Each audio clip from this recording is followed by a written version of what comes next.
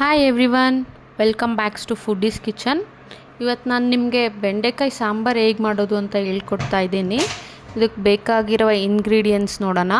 ಇದಕ್ಕೆ ಚಿಕ್ಕದಾಗಿ ಕಟ್ ಮಾಡ್ಕೊಂಡಿರೋಂಥ ಬೆಂಡೆಕಾಯಿ ಮತ್ತು ಜೀರಿಗೆ, ಸ್ವಲ್ಪ ಅರಿಶಿಣ, ಸಾಂಬಾರು ಪುಡಿ, ಖಾರ ಪುಡಿ, ಒಂದು ಸ್ವಲ್ಪ ಬೆಲ್ಲ ತೊಗೊಂಡಿದ್ದೀನಿ. ಒಗ್ಗರಣೆಗೆ ಕರಿಬೇವು, ಒಂದು ಸ್ವಲ್ಪ ಬೆಳ್ಳುಳ್ಳಿ ಸಿಪ್ಪೆ ಸುಲಿದಿಟ್ಕೊಂಡಿದ್ದೀನಿ, ಉಪ್ಪು, ರುಚಿಗೆ ತಕ್ಕಷ್ಟು ಉಪ್ಪು, ಚಿಕ್ಕದಾಗಿ ಕಟ್ ಮಾಡ್ಕೊಂಡಿರೋಂಥ ಕೊಬ್ಬರಿ ತೊಗೊಂಡಿದ್ದೀನಿ, ಒಂದು ನಿಂಬೆಹಣ್ಣು ಗಾತ್ರದಷ್ಟು ಹುಣಸೆಹಣ್ಣು ನೆನೆಯಿಟ್ಕೊಂಡಿದ್ದೀನಿ, ಒಂದು ಈರುಳ್ಳಿನ ಚಿಕ್ಕದಾಗಿ ಕಟ್ ಮಾಡ್ಕೊಂಡು ಇಟ್ಕೊಂಡಿದ್ದೀನಿ, ಹಾಗೆ ಒಂದು ಟೊಮಾಟೊ ಹಣ್ಣು ಕೂಡ ಚಿಕ್ಕದಾಗಿ ಕಟ್ ಮಾಡ್ಕೊಂಡು ಇಟ್ಕೊಂಡಿದ್ದೀನಿ, 2 ಟೇಬಲ್ ಸ್ಪೂನಷ್ಟು ಹಚ್ಕಡಲೆ ತೊಗೊಂಡಿದ್ದೀನಿ, ಅಂದರೆ ಉರಿಗಡಲೆ. ಹೀಗೆ ಮಾಡೋದು ಹೇಗೆ ಅಂತ ನೋಡೋಣ ಬನ್ನಿ. ಒಂದು ಬಾಣಲೆಯಲ್ಲಿ ಫಸ್ಟಿಗೆ ನಾನು ಬೆಂಡೆಕಾಯಿನ ಹುರ್ಕೊಳ್ತಿದ್ದೀನಿ. ಇದನ್ನು 1 ನಿಮಿಷ ಹಾಗೆ ಬಾಡಿಸ್ಕೊಂಡು, ಆಮೇಲೆ 1 ನಿಮಿಷ ಆದಮೇಲೆ ಒಂದು ಟೇಬಲ್ ಸ್ಪೂನಷ್ಟು ಎಣ್ಣೆ ಹಾಕ್ಕೊಂಡು ಮತ್ತೆ ಫ್ರೈ ಮಾಡ್ಕೊಳ್ಳೋಣ. ನೋಡಿ, ಈಗ ಎಣ್ಣೆ ಹಾಕ್ಕೊಂಡೆ. ಇದನ್ನ ಚೆನ್ನಾಗಿ ಹುರ್ಕೊಳ್ಬೇಕು.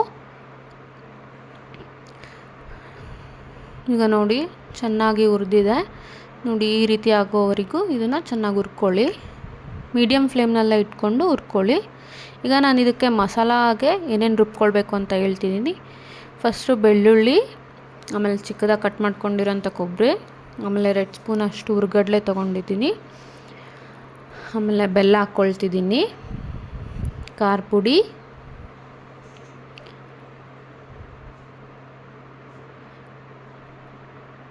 ಸಾಂಬಾರು ಪುಡಿ ಹಾಕ್ಕೊಳ್ತಿದ್ದೀನಿ,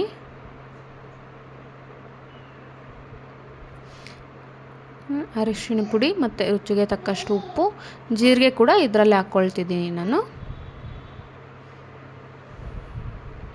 ಈಗ ಹುಣಸೆಹಣ್ಣು ಹಾಕ್ಕೊಳ್ಳೋಣ. ಹುಣಸೆಹಣ್ಣ ನಾನು ಒಂದು ಅರ್ಧ ಗಂಟೆ ನೆನೆಸಿಟ್ಕೊಂಡಿದ್ದೆ. ಸೊ ಇದರಲ್ಲಿರೋ ನಾರನ್ನ ಅಷ್ಟೇ ತೆಗೆದು ಹುಣಸೆಹಣ್ಣು ಪೂರ್ತಿನೇ ಹಾಕ್ಕೊಳ್ಳಿ. ಇದಕ್ಕೆ ಸ್ವಲ್ಪ ನೀರು ಹಾಕ್ಕೊಂಡು ಈಗ ನಾವು ಗ್ರೈಂಡ್ ಮಾಡ್ಕೊಳ್ಳೋಣ. ಸೊ ಇದು ಮುದ್ದೆ ಜೊತೆಗೆ, ಅನ್ನದ ಜೊತೆಗೆ ತುಂಬ ಚೆನ್ನಾಗಿರುತ್ತೆ.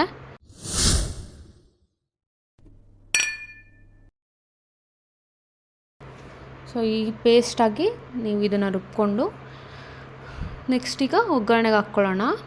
ಒಂದು ಪಾತ್ರೆಯಲ್ಲಿ ನಾನು 2 ಸ್ಪೂನಷ್ಟು ಎಣ್ಣೆ ಹಾಕ್ಕೊಂಡು, ಎಣ್ಣೆ ಕಾದ್ಮೇಲೆ ಇದಕ್ಕೆ ನಾನು ಸ್ವಲ್ಪ ಸಾಸಿವೆ ಹಾಕ್ಕೊಳ್ತಿದ್ದೀನಿ. ಸಾಸಿವೆ ಸಿಡಿದ್ಮೇಲೆ ಜೀರಿಗೆ ಹಾಕ್ಕೊಂಡಿದ್ದೀನಿ, ಆಮೇಲೆ ಸ್ವಲ್ಪ ಕರಿಬೇವು ಹಾಕ್ಕೊಳ್ತೀನಿ.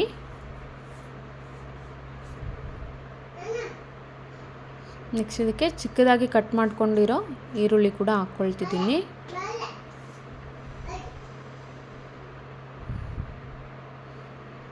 ಈರುಳ್ಳಿನ ಹಾಕಿ ಒಂದು 2 ನಿಮಿಷ ಬಾಡಿಸ್ಕೊಳ್ಳಿ.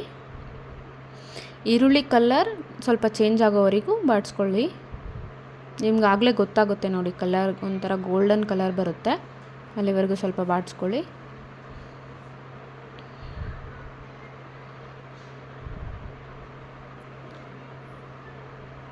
ನೋಡಿ, ಈಗ ಆಗಿದೆ.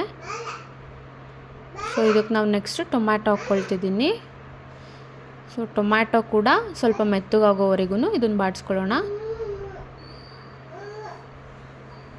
ನೋಡಿ, ಈಗ ಸ್ವಲ್ಪ ಟೊಮ್ಯಾಟೊ ಮೆತ್ತಗಾಗಿದೆ.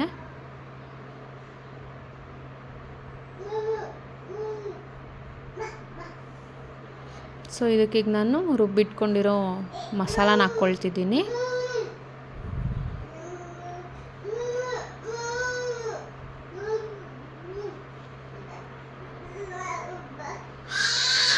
ಸೊ ಈಗ ಒಂದು ಸಲ ಇದನ್ನು ಎಲ್ಲ ಮಿಕ್ಸ್ ಮಾಡ್ಕೊಳ್ಳೋಣ. ಸೊ ಅದೇ ಜಾರ್ನಲ್ಲಿ ನಾನೀಗ ಸ್ವಲ್ಪ ನೀರು ತಗೊಂಡು ಹಾಕ್ಕೊಳ್ತಿದ್ದೀನಿ. ಸೊ ನಿಮಗಿದು ಯಾವ ಕನ್ಸಿಸ್ಟೆನ್ಸಿಗೆ ಬೇಕೋ ಆ ಕನ್ಸಿಸ್ಟೆನ್ಸಿಗೆ ಮಾಡ್ಕೊಳ್ಳಿ. ಇದನ್ನು ಸ್ವಲ್ಪ ನೀವು ನೀರಾಗೆ ಮಾಡ್ಕೊಂಡಿರಿ, ಇದು ಕುದ್ಮೇಲೆ ಸ್ವಲ್ಪ ಗಟ್ಟಿಯಾಗುತ್ತೆ. ಸೊ ಸ್ವಲ್ಪ ಜಾಸ್ತಿ ನೀರು ಹಾಕ್ಕೊಳ್ಳಿ.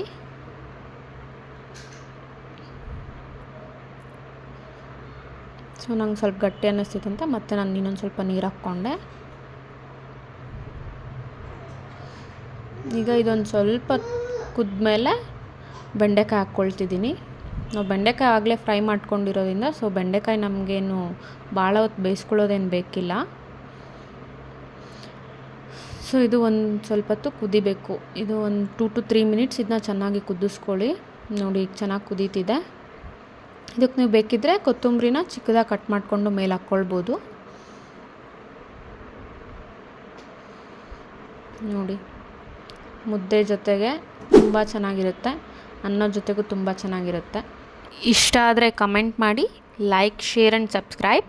Thanks for watching.